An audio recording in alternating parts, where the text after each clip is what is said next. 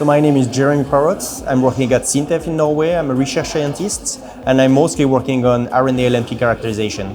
I think the main challenges rely on the development and application of new analytical methods that will permit to explore and determine the quality of RNA-LNPs from the particle side, but also from the molecule side of it, like the lipid and RNA.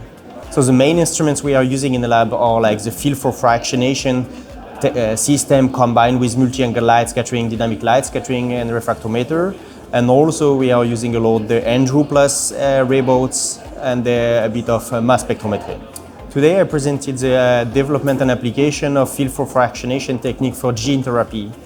The overall aim of this presentation was to see how can you develop the proper method for mRNA-LNP and how much can you gain by applying this technique to your product.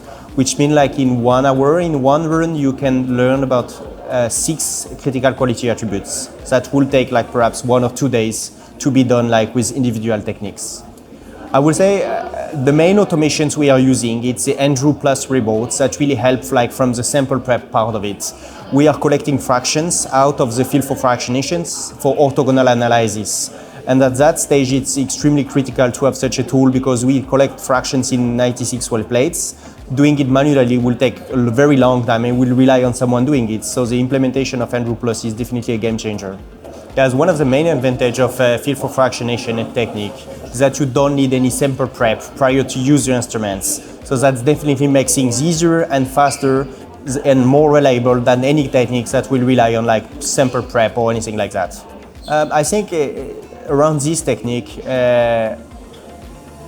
I would say that it doesn't really rely on like what we're gonna do in the lab. It's more like how can the software or the use of it can be like user-friendly and used in like a GMP compliant way and so on. That will be really a game changer for industry.